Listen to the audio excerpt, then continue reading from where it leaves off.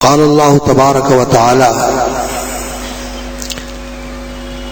ثم جعلناك على شريعة من الأمر فاتبعها ولا تتبع أهواء الذين لا يعلمون إنهم لن يغنوا عنك من الله شيئا وإن الظالمين بعضهم أولياء بعض والله ولي المتقين هذا بصائر للناس وهدى ورحمة لقوم يوقنون.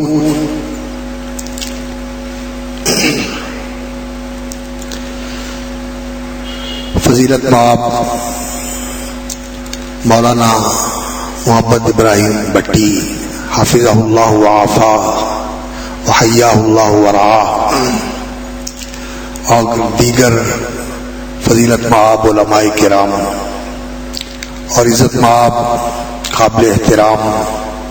احباب گرامی حاضرین گرامی قدر، سچی بات یہ ہے میرا تو جی چاہتا تھا کہ شیخ صاحب گفتگو کرتے رہیں، ایمان افروز اور بہت ہی زیادہ دلوں میں اترنے والی گفتگو فرما رہے تھے. اللہ تعالیٰ ان کے علم و فضل میں، ان کی عمر میں صحت اور کامل عافیت کے ساتھ برکت فرمائے. مجھے جس موضوع پر گفتگو کرنے کا کہا گیا ہے، فتنہ تکفیر، اس کے اسباب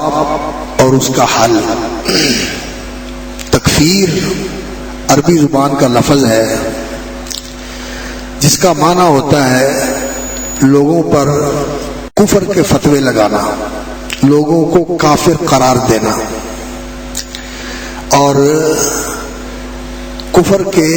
فتوے بانٹنا کہ یہ بھی کافر ہے، وہ بھی کافر ہے، یہ کام بھی کفر ہے، یہ کام بھی کفر ہے، یہ کام بھی کفر ہے. یہ اس دور کے اندر تکفیر کا فتنہ بہت ہی گمبھیر شکل اختیار کیے ہوئے ہے. جو مذہبی اور گروہی اختلافات ہیں ان کی بنیاد پر بھی ایک دوسرے کی تکفیر ہوتی ہے، اور سیاسی فکر اور سیاسی رجحان کی وجہ سے بھی بعض لوگ اس فتنے کا شکار ہو جاتے ہیں، اور بعض لوگ نفسیاتی امراض کی وجہ سے بھی اس فتنے کا شکار ہو جاتے ہیں. تو تکفیر اس کا معنی یہ ہے لوگوں کو کافر قرار دینا، اور فتنہ اس کا معنی کیا ہوتا ہے؟ فتنہ علماء نے لغت کے اندر اس کے دو معنی بیان کیے ہیں. ایک معنی اس کا یہ ہوتا ہے، فتنہ کا معنی ہوتا ہے کہ کسی کو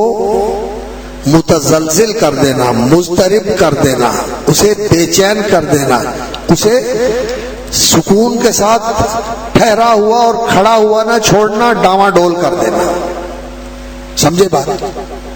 فتنہ کا معنی یہ ہوتا ہے کہ انسان کے اندر سکون،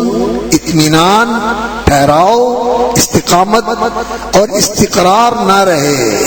ڈاواں ڈول ہو جائے، کبھی ادھر کبھی ادھر کبھی ادھر کبھی ادھر.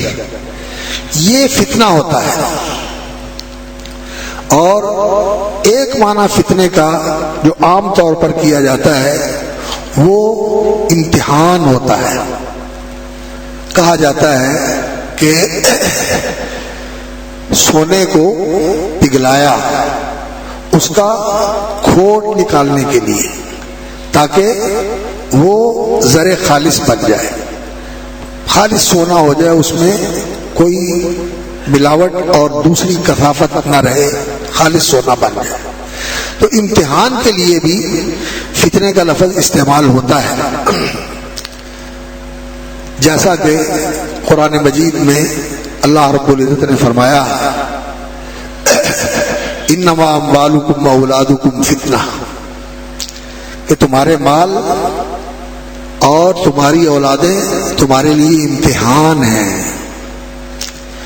اور امتحان کس معنی میں ہے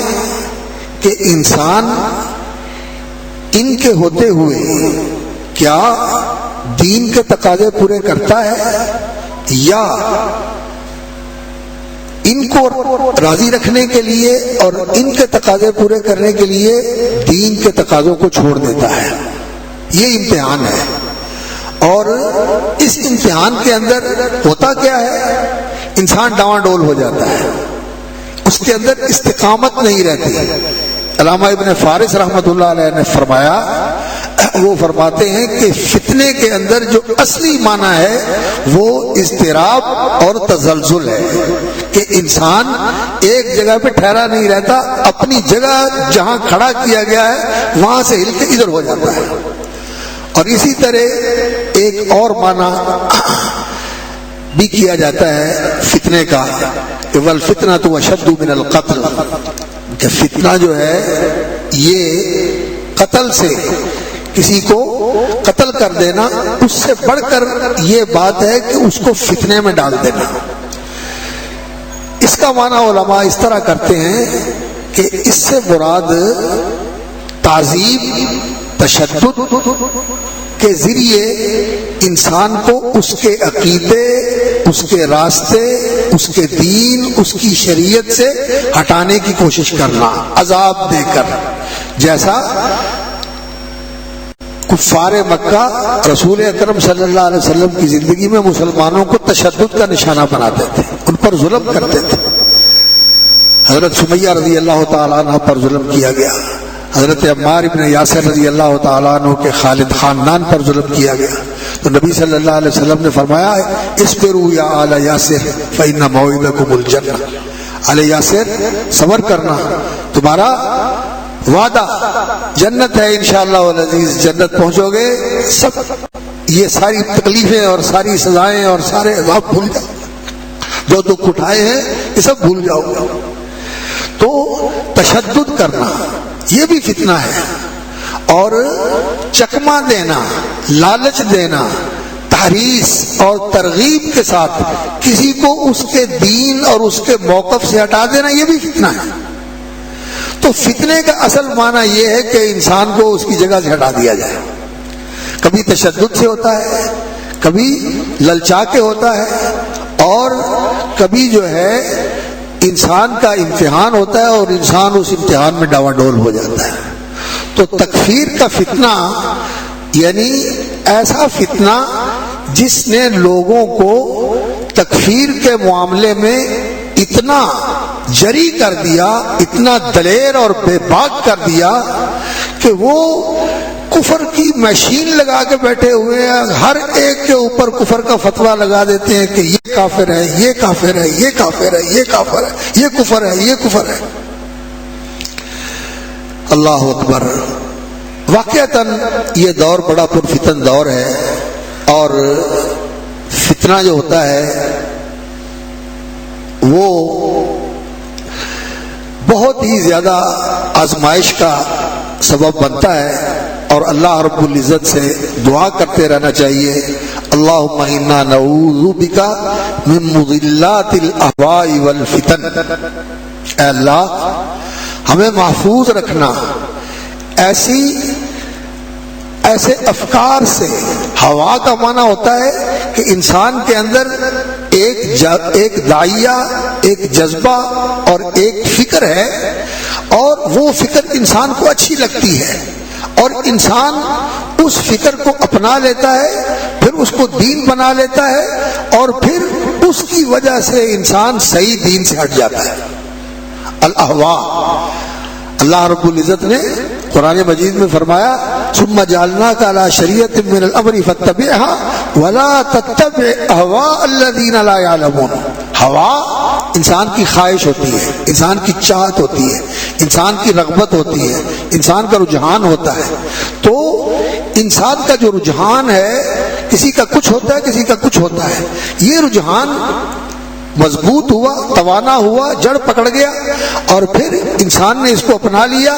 اور پھر دین کو اسی کے مطابق ڈھالنا شروع کر دیا. یہ انسان کے اندر ایک ایسا گمراہی کا ذریعہ بنتا ہے، اور شیطان انسان کا دشمن ہے، نفس امارہ بھی دشمن ہے، لیکن جو بہت بڑا دشمن ہے انسان کا وہ شیطان ہے۔ وہ انسان کو فتنے میں ڈالتا ہے اور وہ دیکھتا ہے کہ اس کا مزاج کیسا ہے۔ اگر تو کوئی سست ہے اور کوئی کسل مند ہے، سستی اور کاہلی کا شکار ہے، زیادہ عملی نہیں ہے، زیادہ ایکٹیو نہیں ہے، اور زیادہ وہ اس مزاج کا نہیں ہے کہ بڑے بھرپور اور سرگرم طریقے سے کسی کام کے اوپر لگے، تو اس کو وہ شیطان اس چیز کے اندر مبتلا کرتا ہے کہ وہ رخصتیں تلاش کرتا ہے اور دین کے اندر ایسی سہولتیں ڈھونڈتا ہے کہ چلو یہ بھی چھوڑ دیا تو کوئی حرج نہیں ہے، یہ بھی چھوڑ دیا تو کوئی حرج نہیں ہے، اسے بھی چھوڑ دیا تو کوئی حرج نہیں ہے۔ وہ اس طرف آ جاتا ہے اور وہ چھوڑتے چھوڑتے چھوڑتے چھوڑتے سارا دین ہی چھوڑ دیتا ہے۔ یہ بھی فتنہ ہے، اور یہ فتنہ ہے ارجاء کا، اور یہ فتنہ ہے بدعملی کا، اور یہ فتنہ ہے ترخص کا، یہ بھی اتباع ہوا ہے۔ اور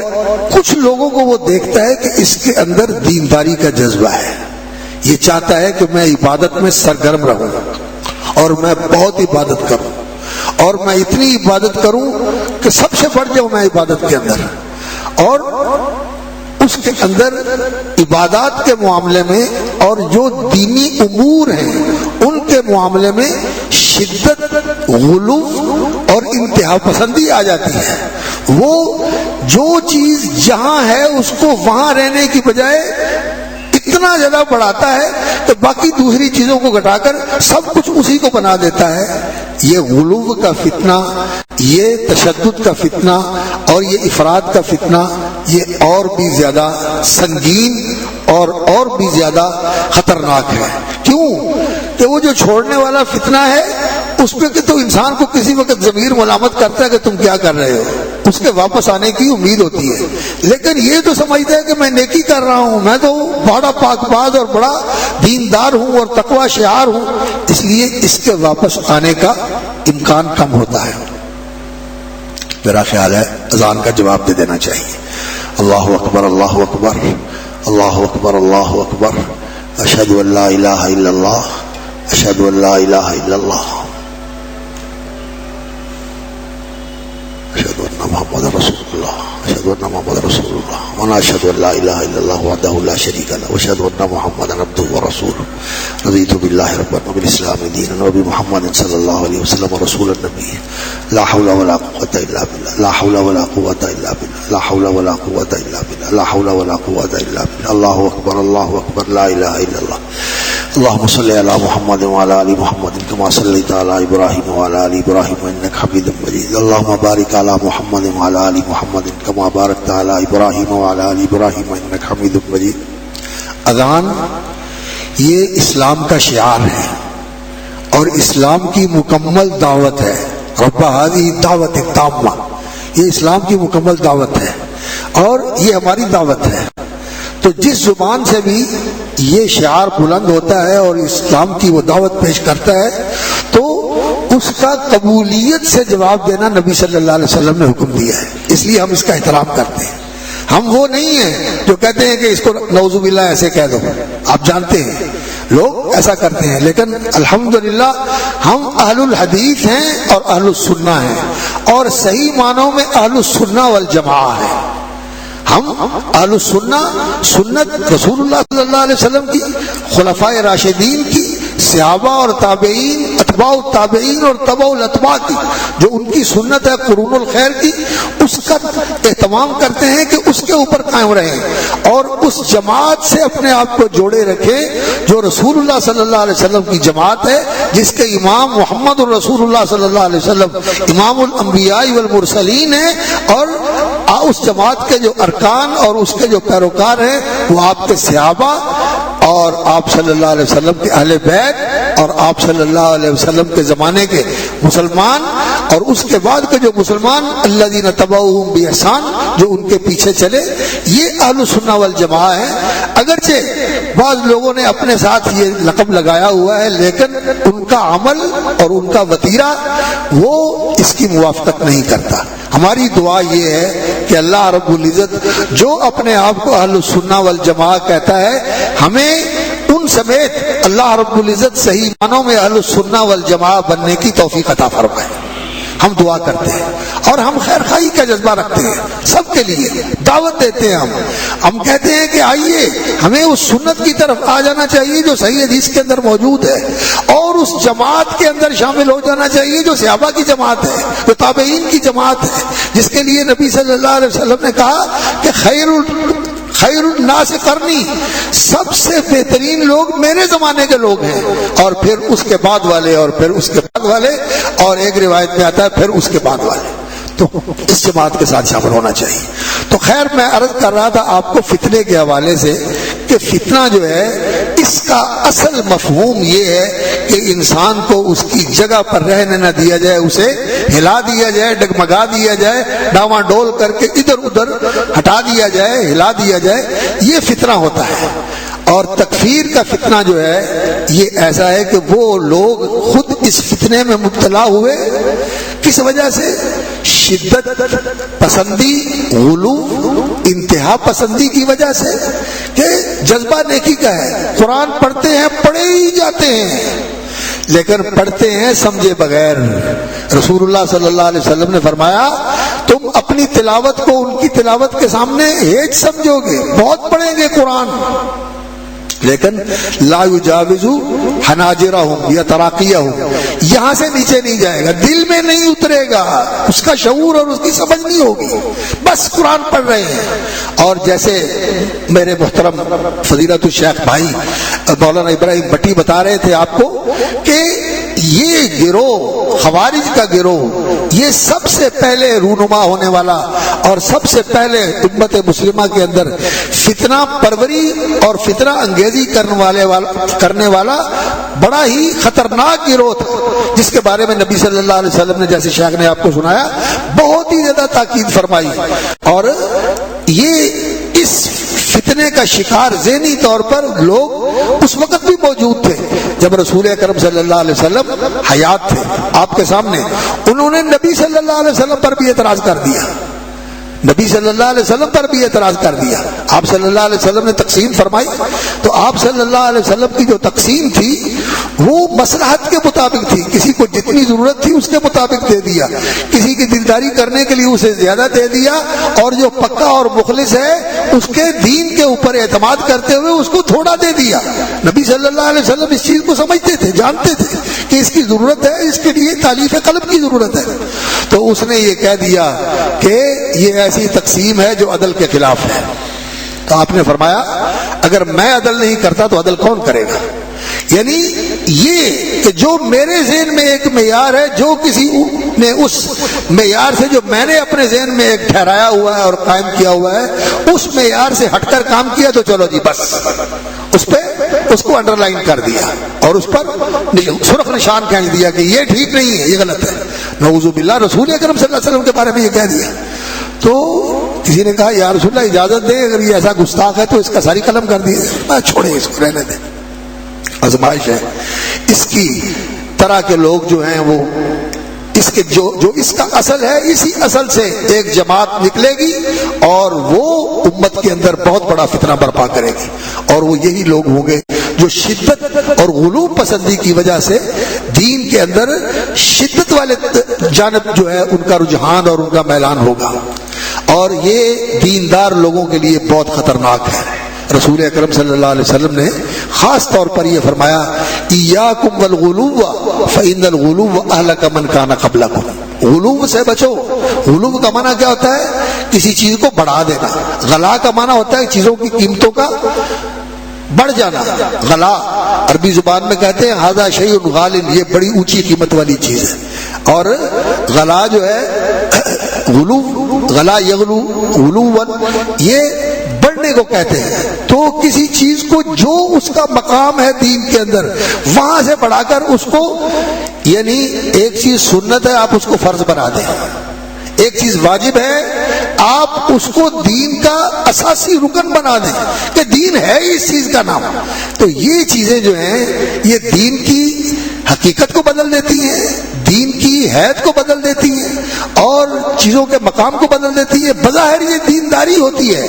بظاہر یہ دینداری ہوتی ہے، بلکہ لوگوں کی نظر میں یہ بڑا پکا دیندار ہوتا ہے کہ یار یہ تو اتنے زور کے ساتھ یہ بات کر رہا ہے، لیکن وہ راستے سے ہٹا ہوا ہوتا ہے، وہ صحیح جگہ پہ نہیں ہوتا، وہ ڈگمگایا ہوا ہوتا ہے اور صحیح جگہ سے ہٹ کے غلط راستے کی طرف جا رہا ہوتا ہے اور غلط راستے کی طرف لوگوں کو رہنمائی کر رہا ہوتا ہے۔ تو تکفیر کا فتنہ جو ہے یہ اس دور کا بڑا خطرناک فتنہ ہے۔ مذہبی طبقے کے اندر بھی یہ موجود ہے، آپس میں گروہ بندی ہے جو کی وجہ سے لوگ تکفیر کا ایک دوسرے کے اوپر بڑی بے باکی کے ساتھ استعمال کرتے ہیں، اور سیاسی طور پر بھی لوگ اس کا استعمال کرتے ہیں، اور وہ یہ کہتے ہیں کہ جی یہ معاشرہ جو ہے یہ سارے کا سارا ایسا ہے جو کافر معاشرہ ہے اور یہ یہاں اسلام بالکل نہیں ہے۔ اور پھر عجب یہ ہے کہ اس طرح کے لوگوں کے ساتھ جب بات چیت ہوتی ہے تو وہ کہتے ہیں کہ یہاں اسلام نہیں ہے اور اسلام کے احکام پر عمل کرنے کی بھی ضرورت نہیں ہے۔ میں ایک نوجوان سے مجھے اس کے بارے میں بتایا گیا کہ وہ یہ کہتا ہے کہ یہ غیر اسلامی معاشرہ ہے اور یہاں اسلام کے احکام واجب ہی نہیں ہے، آپ ان کے ساتھ جو مرضی کریں، جس کو چاہیں دھوکہ دیں، جس کے چاہے فریب کریں، جس کے چاہیں پیسے دبا لیں، جس کے چاہے پیسے چھین لیں، جو مرضی آپ کریں۔ یعنی دینداری سے لوگوں پر تکفیر کا فتویٰ لگایا اور لے گیا کس طرف؟ جو سارے محرمات ہیں ان کا ارتکاب کر لے اور پھر بھی وہ سمجھتا ہے کہ میں بڑا دیندار ہوں۔ یہ ایسا فتنہ ہے تکفیر کا۔ تو اس فتنے کا علاج تو علم ہے، اور علم بھی راسخ علم ہے، راسخ علم ہے، اور اس کے جو اصول ہیں اور اس کے جو قواعد ہیں اور اس کے جو ضوابط ہیں وہ تو سچی بات ہے کہ شیخ صاحب تشریف فرما ہے کہ اس کے لیے بہت لمبی چوڑی مجلس درکار ہوتی ہے۔ تو میں صرف اختصار کے ساتھ آپ کو یہ بتا دیتا ہوں کہ کسی کے بارے میں عام آدمی کو کسی کتاب کا ترجمہ پڑھ کے یا کسی حدیث کا ترجمہ پڑھ کے یہ دیکھا کہ اس میں یہ لکھا ہوا ہے کہ اس نے کفر کیا، تو عام آدمی جو ہے وہ اس پر فتویٰ لگا دے کہ وہ کافر ہو گیا۔ حدیث میں لکھا ہوا ہے کہ اس نے کفر کیا، اس نے شرک کیا، اور ایسا اللہ تعالیٰ عافیت میں رکھے اور اللہ تعالیٰ ہماری حفاظت فرمائے اور ہمیں سلامتی بخشے، ہمیں ان فتنوں سے محفوظ رکھے۔ یہ جو ہمارا شہر ہے ماشاءاللہ اس کے اندر اس طرح کے فتنے جو ہیں نا یہ برپا ہوتے رہتے ہیں۔ تاریخ بھی پچھلی ایسی ہے کہ کئی اس طرح کے فتنے آئے، کبھی توحید کے نام پہ اور کبھی اسلام کے نام پہ اور کبھی کسی اور حوالے سے اور کبھی کسی اور حوالے سے، اس طرح کے فتنے یہاں سر اٹھاتے رہتے ہیں۔ تو ابھی بھی بہت چونکہ زرخیز شہر ہے تو اس لیے ذہن بھی زرخیز ہوتا ہے، تو اس طرح کی چیزیں جو ہے نا وہ پیدا ہو جاتی ہیں۔ تو اس لیے یہاں انسان کو اس بات کا بہت زیادہ لحاظ کرنا چاہیے کہ کسی کے بارے میں یہ حکم لگانا کہ یہ کافر ہے، یہ علماء کا کام ہے اور راسخ علماء کا کام ہے، اور ان علماء کا کام ہے جو افتاء کے اصول کو سمجھتے ہیں اور جو دین کے حقائق کو سمجھتے ہیں اور جو دین کے قواعد و ضوابط سے پوری طرح آگاہی رکھتے ہیں۔ ایسے ہی کسی طالب علم نے تھوڑا بہت پڑھ لیا اور حدیثوں کا ترجمہ اردو کی کتابوں سے دیکھ کر کرنے لگ گیا، وہ عالم نہیں ہوتا۔ علم کے لیے اصول سننا اور اصول دین اور عقائد اور قواعد و ضوابط، مقاصد شریعت اور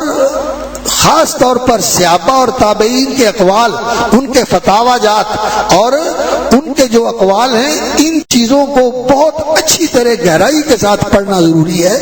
اور اس کے بغیر انسان کو یہ چیزیں سمجھ نہیں آتی۔ اور یہ پڑھنے کے باوجود بھی اہل علم کی رہنمائی اور ان سے مشاورت اور ان سے استصواب، یعنی اس کے بارے میں پوچھنا کہ کیا جو میں سمجھ رہا ہوں، جو میں کہہ رہا ہوں، یہ صحیح ہے، درست ہے، ان سے استصواب کرنا چاہیے۔ ایسے ہی آدمی پڑھا اور پڑھنے کے بعد جھٹ سے اس نے یہ کہہ دیا کہ یہ کفر ہے، یہ بات غلط ہے۔ کیوں؟ اس لیے کہ جیسے شیخ صاحب بتا رہے تھے نا کہ بعض اوقات لفظ ہوتا ہے لیکن کفر کا لفظ بولا گیا ہے، لیکن ایک کفر ہوتا ہے جو کفر اکبر ہے، جو ملت سے خارج کر دیتا ہے، انسان کا سارا کچھ عمل برباد ہو جاتا ہے، اور ایک کفر ایسا ہے جو انسان کرتا ہے لیکن وہ گناہ کے زمرے میں آتا ہے، اس لیے کہ ساری نیکیاں جتنی بھی انسان کرتا ہے وہ ایمان ہے، اسلام ہے، احسان ہے، دین ہے وہ، اور جتنے بھی گناہ انسان کرتا ہے یہ کفر یعنی بے دینی کے اندر سے بے دینی کی طرف لے کے جاتے ہیں، لیکن سارے ایک جیسے نہیں ہوتے۔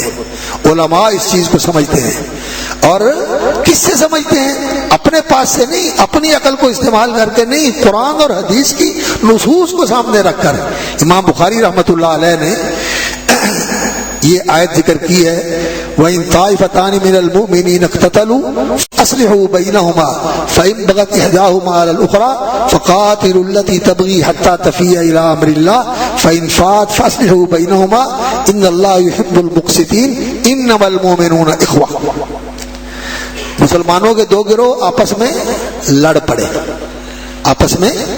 لڑ پڑے، برسر جنگ ہو جائے، ایک دوسرے کے خلاف ہتھیار اٹھا لیں، فَإِن بَغَتْ إِحْدَاهُمَا عَلَى الْأُخْرَى، ایک دوسرے پر زیادتی کرتی ہے تو انما وَإِن طَائِفَتَانِ مِنَ الْمُؤْمِنِينَ اقْتَتَلُوا فَأَصْلِحُوا بَيْنَهُمَا، پہلے تو ان کی صلح کرواؤ، اور اگر صلح نہیں ہوتی اور کوئی زیادتی کرتا ہے فَإِن بَغَتْ إِحْدَاهُمَا عَلَى الْأُخْرَى فَقَاتِلُوا، تو دوسری کے ساتھ تم بھی لڑ کے اس کا زور گھٹاؤ، اس کی قوت کو کمزور کرو تاکہ وہ صلح کی طرف آ جائے۔ تو اب ان کو مومن کہا ہے پہلے بھی اور بعد میں بھی کہ انما المؤمنون اخوہ، مومنوں کو آپس میں لڑنا نہیں چاہیے، تم تو بھائی بھائی ہو، بھائی بھائی ہو، مومن تو آپس میں بھائی بھائی ہے، ان کے لیے ایمان ثابت کیا۔ اور ایک حدیث میں آتا ہے لا ترجعوا بعدی کفارا یضرب بعضکم رقاب بعض، میرے بعد تم کافروں کی طرح نہ ہو جانا کہ ایک دوسرے کی گردنیں مارنے لگو۔ اب یہاں ایک دوسرے کو مارنا اور ایک دوسرے سے لڑنے کو کفر قرار دیا ہے۔ اب یہاں جو آدمی علم نہیں رکھتا اور جو علماء سے رہنمائی نہیں لیتا وہ کبھی تو یہ کہہ دے گا کہ یہاں قرآن اور حدیث میں تعارض آ گیا، تضاد آ گیا، وہ وہاں ان کے لیے ایمان ثابت کر رہا ہے قرآن مجید، اور یہاں حدیث جو ہے وہ ان کو کافر قرار دے رہی ہے، تو یہ اس کے خلاف ہے، اس لیے چھوڑ دیا۔ یہ بھی غلط ہے، یہ بھی غلط ہے، وہ بھی وہی ہے، یہ بھی وہی ہے۔ اور جو بیان ہے رسول اکرم صلی اللہ علیہ وسلم نے فرمایا اور صحابہ نے سمجھا، اور پھر آگے صحابہ نے بیان کیا، اور پھر تابعین نے بیان کیا، اس سارے بیان کو سامنے رکھنا ضروری ہوتا ہے، اور یہ راسخ علماء کی رہنمائی میں اور ان کی تربیت اور ان کی تائید کے ساتھ ہی ایمان کو حاصل ہوتا ہے۔ تو اس طرح کے اردو کتابوں کے ترجمے پڑھ کے انسان کو ایسا جری اور بے باک نہیں ہونا چاہیے کہ وہ کسی چیز کے بارے میں پڑھا کہ یہ کفر ہے۔ خاص طور پر آج کل یہ صورتحال ہے کہ ہر کتاب کا اردو ترجمہ لوگ سمجھتے ہیں کہ یہ بہت بڑی خدمت ہے۔ خدمت ہوگی کہ لوگوں کے لیے آسانی ہو گئی کہ لوگ اردو میں پڑھ لیتے ہیں، لیکن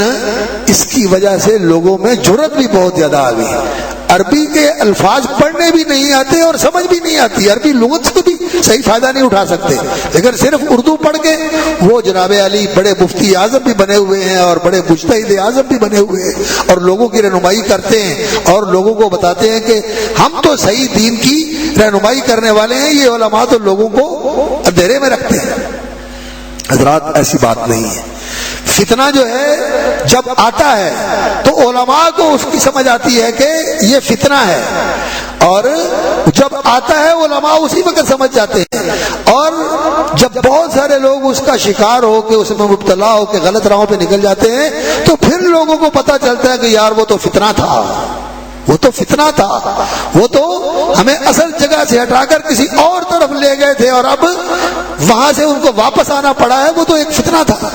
تو علماء کو چھوڑ کر لوگ جب ان چیزوں کا شکار ہوتے ہیں تو وہ فتنے کے اندر مبتلا ہوتے ہیں۔ تو یہ تکفیر کا فتنہ جو ہے یہ بڑا خطرناک فتنہ ہے۔ باقی اس کے لیے جو اصول ہیں اور جو قواعد ہیں اور جو کفر کی تقسیمات ہیں، یہ موضوع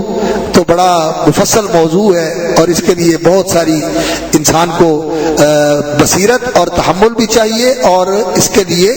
مزاج بھی چاہیے کہ انسان یہ سیکھنے والا مزاج رکھتا ہو۔ میری چاہت تو تھی کہ وقت اگر ہوتا تو اس پر زیادہ گفتگو کی جاتی، لیکن میں دیکھ رہا ہوں کہ اب نماز کا ٹائم قریب ہے اور آپ لوگ بھی بڑی دیر سے بیٹھے ہوئے ہیں۔ بس میں چلیے بس تھوڑا سا مختصر سا میں صرف تزکیہ نفس جو ہے نا وہ اس سیمینار کا موضوع ہے، تزکیہ۔ تو بجائے اس کے کہ ہم لوگوں کے اوپر کفر کے فتوے لگائیں اور لوگوں کو کافر قرار دے دے کہ ہم اسلام سے خارج کریں، ایک کتاب ہے دعات لا قضات، ہمیں داعی بننے کی ضرورت ہے، ہمیں قاضی بننے کی ضرورت نہیں ہے، ہمیں داعی بننے کی ضرورت ہے، اسلام کی دعوت دینے والے بنے، اور جو کلمہ پڑھنے والے ہیں ہم ان کو کہیں ہم مسلمان ہیں، ہم کلمہ پڑھنے والے ہیں، آؤ صحیح اسلام کی طرف، جو قرآن میں ہے، جو سنت میں ہے، جو صحابہ کے دور میں تھا، جو تابعین کے دور میں تھا، اور جو قرآن و سنت صحیح طریقے سے ہم تک پہنچا ہے۔ قرآن تو بالکل متواتر ہے اور صحیح حدیث بھی متواتر ہے، اور صحابہ کے اقوال بھی موجود ہیں۔ اللہ کے فضل سے رسول اکرم صلی اللہ علیہ وسلم ہمیں اس دین پہ چھوڑ کے گئے ہیں۔ آپ صلی اللہ علیہ وسلم نے فرمایا ترکتکم علی المحجۃ البیضاء، میں اس روشن راستے پہ چھوڑ کے جا رہا ہوں، لیلھا کنہارھا، جس کی رات بھی دن کی طرح تابندہ اور درخشاں ہے، روشن اور پرضیاء ہے، اندھیرا کوئی نہیں ہے، التباس کوئی نہیں ہے، ہر چیز روشن ہے، ہم اس دین کے اوپر ہیں۔ اور انسان جب بھٹکتا ہے تو کب؟ جب اس کو چھوڑ دے، یا پھر اس کو اپنی مرضی کے معنی پہنانے لگے، اپنی مرضی کے معنی پہنانے لگے۔ یہ ہوتی ہے کہ انسان اپنے دل میں ایک چیز سوچ لی اور پھر اس کے لیے دلیلیں تلاش کرنی شروع کر دی، اور کوئی چیز جو ہے اس کو تھوڑی سی اس کے ساتھ ملتی ہوئی نظر آئی تو اس کو لے کر، جس طرح ان خوارج نے کیا تھا جن کا تذکرہ شیخ صاحب نے فرمایا، اور خوارج ان کو اسی لیے کہا جاتا تھا کہ انہوں نے امام وقت کے خلاف خروج کیا تھا، حضرت عثمان رضی اللہ تعالیٰ عنہ کے خلاف خروج کیا تھا ان خوارج نے، اور حضرت علی رضی اللہ تعالیٰ عنہ کے ساتھی بن گئے، پھر حضرت علی رضی اللہ تعالیٰ عنہ کے بھی خلاف خروج کیا، اور پھر انہوں نے اس قدر غلو اختیار کیا کہ حضرت عثمان رضی اللہ تعالیٰ عنہ، حضرت علی رضی اللہ تعالیٰ عنہ اور ان کے ساتھی، اور حضرت معاویہ رضی اللہ تعالیٰ عنہ اور ان کے ساتھی، ان سب کو وہ کہتے تھے کہ نعوذ باللہ یہ مسلم ہی نہیں ہے، یہ کافر ہے، ان کی تکفیر کرتے تھے، ان کی تکفیر کرتے تھے۔ یہ غلو یہاں تک پہنچ گیا، کس وجہ سے؟ اس وجہ سے کہ ایک بات کی سمجھ ہی نہیں آئی، ان الحکم الا للہ، حکم اللہ کے لیے ہے، صرف اللہ رب العزت کا حق ہے، لہ الحکم، کہ وہ حکم جاری کرے، لہ الخلق والامر، امر کرنا اسی کا حق ہے جو خالق ہے، جو پیدا کرنے والا ہے، جو وجود بخشنے والا ہے، ان الحکم الا للہ۔ تو اللہ رب العزت کی حاکمیت کا تقاضا یہ ہے کہ کسی اور کو حکم نہیں بنایا جا سکتا۔ تو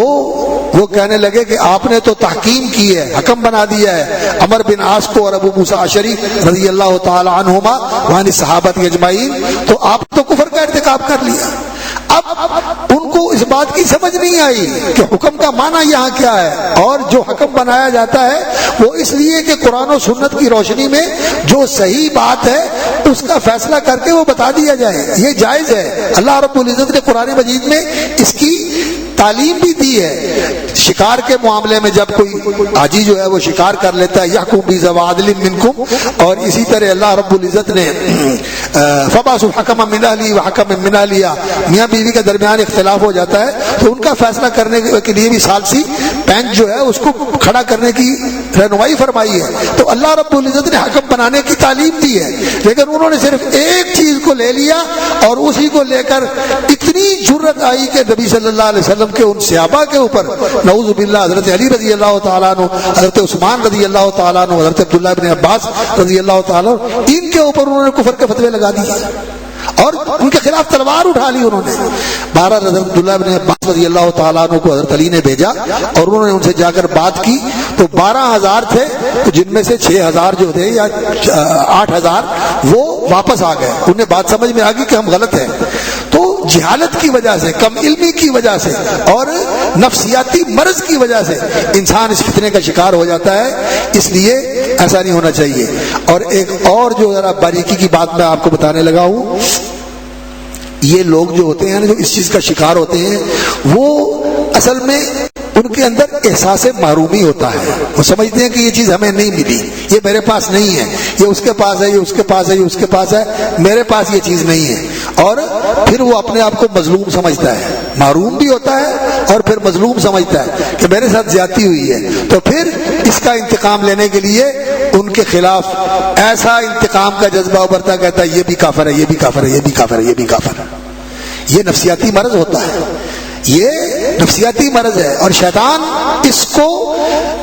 اس کا استغلال کر کے اس کو استعمال کر کے اس آدمی کا دین برباد کر دیتا ہے۔ تو اس لیے اس فتنے سے آگاہ رہنا چاہیے، اس کا شکار نہیں ہونا چاہیے۔ یہ کام علماء کا ہے، علماء کے لیے رہنے دیں۔ علماء کے فتوے کے بغیر کسی کام کے بارے میں ایسا نہیں کہنا چاہیے کہ یہ کفر ہے۔ اور ہاں، جس چیز کے بارے میں حدیث میں آتا ہے کہ یہ کفر ہے، آپ اس سے بچیں، آپ اس سے بچیں، لیکن اس کی حیثیت کیا ہے؟ کیا وہ کفر اکبر ہے جس سے اسلام ختم ہو جاتا ہے اور انسان ملت سے خارج ہو جاتا ہے اور اس کے اوپر سارے کافروں والے احکام لاگو ہو جاتے ہیں، یا وہ کفر دونا کفر ہے، وہ بڑے کفر سے نیچے کفر ہے، اور اس سے نیچے اور کفر ہے؟ جس طرح کے رسول اکرم صلی اللہ علیہ وسلم نے فرمایا، میں نے دیکھا جہنم کے اندر رأیت اکثر اہلی النساء، میں نے جہنم میں دیکھا کہ وہاں عورتیں بہت ہیں، یکفرنا، وہ کفر کرتی ہیں۔ تو صحابہ نے کہا یہ یکفرنا، کفر کرتی ہیں، کفر کرنے کا کیا مطلب؟ عورتیں کافر ہوتی ہیں؟ فرمایا نہیں، یکفرن العشیرہ و یکفرن الاحسان، ناشکری کرتی ہیں، خاوند کی ناشکری کرتی ہیں اور اس کے احسانات کو بھول جاتی ہیں۔ کسی ایک چیز کا کوئی مطالبہ پورا نہیں کر سکا تو کہتے ہیں تو نے ساری عمر مجھے دیا ہی کچھ نہیں، تیرے ہاتھ سے تجھے کبھی کوئی چیز ملی ہے؟ تو نے مجھے کیا لا کے دیا؟ ساری عمر محرومی ہے تو میں نے دیکھی ہے تیرے، سب کچھ بھول جاتی ہے۔ تو یہ ناشکری کے لیے بھی کفر کا لفظ بولا جاتا ہے، گناہ کے لیے بھی بولا جاتا ہے، کبیرہ گناہ کے لیے بھی بولا جاتا ہے، اور بعض اوقات صغیرہ گناہ کے لیے بھی بولا جاتا ہے۔ تو اس لیے یہاں جو کفر کا لفظ بولا گیا ہے، اس کا مفہوم کیا ہے، اس کی حدود کیا ہے، اس کا مقام کیا ہے، اور اس کا حدود اربع کیا ہے، یہ ساری چیزیں اہل علم سمجھتے ہیں۔ تو مفتی صاحب بھی ماشاءاللہ تشریف لے آئے، تو ان کبار علماء کی طرف رجوع کر کے پھر کوئی بات کرنی چاہیے، ان سے پوچھ کر۔ اور باقی رہ گیا کسی بندے کا بالتعیین کہ فلاں بندے کا نام لے کر یہ کافر ہے، یہ جہنمی ہے، اس پر لعنت ہے، اس پر پھٹکار ہے، لوگ غصے میں آ کر اس طرح کی باتیں کر دیتے ہیں۔ خدا کے بندو، یہ بہت برے الفاظ ہیں، انسان کو ان الفاظ سے بچنا چاہیے، کبھی بھی ایسے الفاظ نہیں کہنے چاہیے۔ اللہ رب العزت سے دعا کرنی چاہیے، اور تعیین کے ساتھ کسی آدمی پر کفر کا فتویٰ لگانا کہ یہ آدمی کافر ہے اور یہ ایسا کفر کا مرتکب ہوا ہے جو اس کو ملت سے خارج کر رہا ہے، یہ علماء کا اور علماء کے بھی پینل کا اور علماء کے اتفاقی بورڈ کا کام ہے کہ وہ اس کا فیصلہ کرے، اور اس کے لیے جو شروط ہیں اور اس حکم کے لگانے میں جو موانع ہیں، ان شروط کو سامنے رکھنا اور ان موانع کو بھی سامنے رکھنا، وہ موانع سارے منتفی ہوں، وہ شروط ساری متحقق ہوں، اور اس کے اوپر حجت قائم کی جائے، اس کو بتایا جائے کہ جو تو کر رہا ہے یہ کفر ہے، پھر اس کے اوپر کفر کا فتویٰ لگتا ہے۔ تو یہ تو کام ایسے نہیں ہے کہ بس آپ نے دل میں آیا اور آپ نے کسی پمفلٹ میں پڑھ لیا، کسی کتابچے میں پڑھ لیا، کسی دو ورقی چورقی میں پڑھ لیا اور پھر اس کے بعد آپ نے مشین کھول دی۔ یہ کام ایسا نہیں ہے، اس کے لیے بہت احتیاط کی ضرورت ہے۔ کیوں؟ دوسرے کا تو کچھ نہیں بگڑے گا، مسئلہ تیرا ہے۔ رسول اکرم صلی اللہ علیہ وسلم نے فرمایا، من قال لاخیہ یا کافر، جو اپنے بھائی کو یہ کہتا ہے کہ اے کافر، یعنی اس کو کافر کہہ کے مخاطب کرتا ہے، فقد باء باحدہما، فرمایا ایک نہ ایک جو ہے ان میں سے کافر ہو جائے گا۔ اگر تو وہ ہے تو ٹھیک ہے، اس کی بات سچی ہوئی، اور اگر وہ نہیں ہے تو پھر پلٹ کے اسی کے اوپر آ جائے گی کہ یہ کافر ہو جائے گا، وہ بچ جائے گا۔ تو یہ معین انسان کی تکفیر یہ بہت ہی نازک اور حساس مسئلہ ہے، یہ اہل علم کے بغیر قطعاً کسی کو یہ روا نہیں ہے، کسی کے لیے یہ جائز نہیں ہے کہ وہ خود جو ہے وہ لوگوں کے اوپر فتوے لگاتا پھرے۔ اور باقی اس دور کے اندر جو معاشروں کے اوپر، حکام کے اوپر، اور جو لوگ اس طرح کے مناصب کے اوپر بیٹھے ہوئے ہیں، ان سب کا شکوہ کرتے ہیں۔ دیکھیے جیسے میں نے عرض کیا تھا کہ یہ موضوع بڑا پیچیدہ اور بڑا حساس اور بڑا نازک موضوع ہے، اور ایک ہی مجلس میں اس کے سارے پہلوؤں کا احاطہ نہیں کیا جا سکتا، اور اگر اس طرح کا کوئی اس کا ریفریشر کورس جو ہے وہ ورکشاپ کے طور پر ایک ہی جگہ کروا دیا جائے، عوام کا یہ موضوع نہیں ہے، یہ خواص کا موضوع ہے، بلکہ خواص میں بھی اخص الخواص کا موضوع ہے، یہ اخص الخواص کا موضوع ہے۔ لیکن عزیزان نے اس حوالے سے کہ اس کے بارے میں لوگوں کو کچھ آگاہی ہونی چاہیے، تو میں نے طالب علموں والی ادنا سی باتیں جو ہے نا، وہ جو سرسری سی باتیں ہوتی ہیں، عام لوگوں کے ساتھ تعلق رکھنے والی، وہ باتیں کر دی ہیں۔ بڑی جو علمی باتیں ہیں وہ تو ماشاءاللہ جو اہل افتاء ہیں اور جو محقق اور متخصص علماء ہیں انشاءاللہ العزیز، وہ آپ کو بتاتے رہتے ہیں، اور آپ کو ان سے پوچھنا چاہیے اور ان سے سیکھنا چاہیے۔ تو اللہ رب العزت سے ہم دعا کرتے ہیں کہ اللہ تعالیٰ ہمیں کفر سے بچائے۔ کفر، اللہ اکبر، کبھی تو یہ ہوتا ہے کہ انسان اللہ رب العزت ہی کو نہیں مانتا، اللہ ہی کو نہیں مانتا، جیسا کہ داریے لوگ ہوتے ہیں آج کل، داریے ہیں اور ملحد ہیں جو کہتے ہیں کہ کوئی خدا نہیں ہے۔ کمیونسٹ بھی اس طرح کے ہوتے ہیں، اور بالکل کیا ان کو کہتے ہیں جو الحاد اور داریت کا فکر رکھنے والے ہیں، وہ بھی اس فکر کے حامل ہوتے ہیں، یہ بھی کفر ہے۔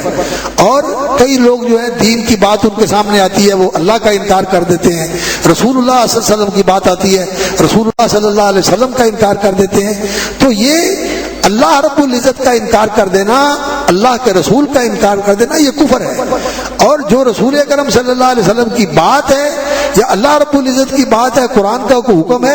اس کا انکار کرنا، ہمیں اس بات سے ڈرنا چاہیے۔ جیسے محترم بتا رہے تھے پردے کا حکم ہے، سود کا حکم ہے، اب کوئی آدمی اس کا انکار کر دے کہ جی میں سود تو آج کی ضرورت ہے، سود تو جو ہے نا اس کو جائز کرنا چاہیے، کوئی اجتہاد کرو اس کو جائز کر دیا جائے، یہ کفریہ بات ہے۔ لیکن اس آدمی نے جس نے یہ بات کہی ہے، ہم اس کو کہیں گے کہ یہ کافر ہے، دین سے خارج ہو گیا؟ نہیں، اس کے اوپر حجت قائم کی جائے گی، اس کو بتایا جائے گا، اسے سمجھایا جائے گا۔ جب تک وہ جاہل ہے، جب تک وہ بے علم ہے، بے سمجھ ہے، اس وقت تک ہم اس کے اوپر یہ حکم نہیں لگائیں گے۔ جب حجت قائم ہو جائے گی اور وہ پوری طرح اس کو اس کے سامنے کوئی خفا نہیں رہنے دیا جائے گا، پھر اس کے بعد مفتی کی طرف سے اس پر فتویٰ لگایا جا سکتا ہے۔ تو انکار کا کفر، تکذیب کا کفر، اسی طرح شرک کا کفر، کہ انسان اللہ کے ساتھ کسی کو شریک بنا لے، تو انسان کو اس سے بھی بچنا چاہیے۔ اور نفاق کا کفر، یہ بھی بہت زیادہ ہے معاشرے کے اندر، لیکن تعیین کے ساتھ کسی کے اوپر لگانا کہ یہ منافق ہے، یہ ایسے ہے، یہ اہل علم کا کام ہے۔ انسان کو اپنے لیے تو جس چیز کے بارے میں پتہ چلے یہ شرک ہے، یہ نفاق ہے، یہ کفر ہے، یہ ایسا ہے، یہ ایسا ہے، اس سے تو بچنا چاہیے، لیکن لوگوں کے اوپر حکم لگانے میں انسان کو محتاط ہونا چاہیے۔ شیخ سعدی رحمۃ اللہ علیہ کی ایک بات بڑی مجھے یاد آ رہی ہے، وہ کہتے ہیں کہ میرے استاد تھے،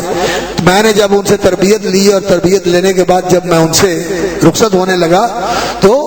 انہوں نے، جب میں کشتی پر سوار ہونے لگا تو سوار ہوتے وقت انہوں نے مجھے ایک وصیت کی، انہوں نے کہا کہ برخیش خود بھی بباش و برغیر بد بھی بباش، اپنی نیکیوں پہ نظر نہ رکھا کرو، اپنی کوتاہیوں پہ نظر رکھا کرو، اپنی تقصیروں پہ نظر رکھا کرو، اور دوسروں کی برائیوں پہ نظر نہ رکھا کرو، ان کی خوبیوں پہ نظر رکھا کرو۔ تو دوسرے کے عیوب اور نقائص دیکھنے کی بجائے اپنے عیوب اور نقائص کو دیکھنا چاہیے اور ان کی اصلاح کی کوشش کرنی چاہیے۔ اور ہمارا عام طور پر طریقہ یہی ہوتا ہے کہ اپنا عیب تو نظر نہیں آتا اور دوسروں کے عیب ڈھونڈ ڈھونڈ کے نکالتے ہیں اور پھر ان کو اچھالتے ہیں، اور پھر وہ ذرا سی بات ہوتی ہے، ہوتا ایک حبہ ہے ہم اس کا قبہ بنا دیتے ہیں، ہوتا ایک کنکر ہے ہم اس کا پہاڑ بنا دیتے ہیں، ہوتا ایک پنکھ ہے ہم اس کی ڈار بنا دیتے ہیں۔ یہ ظلم ہے، یہ زیادتی ہے، اور اس وقت جو ہے اس کا بڑا ارتکاب کیا جاتا ہے۔ ہم لوگ جن کو اللہ رب العزت نے دین سے تعلق اور تمسک نصیب فرمایا ہے، ہمیں اس بات کا اہتمام کرنا چاہیے کہ ہم اپنے آپ کو اس مشکل میں نہ ڈالیں اور ہمیشہ اپنی زبان کو لگام دے کے رکھیں اور اپنی اصلاح کی کوشش کرتے رہیں۔ کفر سے بچیں، شرک سے بچیں، نفاق سے بچیں، فسق و فجور سے بچیں، تقوی شعار بنیں، نیکی اختیار کریں، ایمان کی طرف آئیں، اسلام کی طرف آئیں، احسان کی طرف آئیں۔ یہ دین ہے، ان چیزوں کے ساتھ انسان کو اپنے آپ کو آراستہ کرنا چاہیے. اللہ رب العزت مجھے اور ہم سب کو اللہ رب العزت صحیح دین کی سمجھ عطا فرمائے, صحیح دین پر استقامت نصیب فرمائے.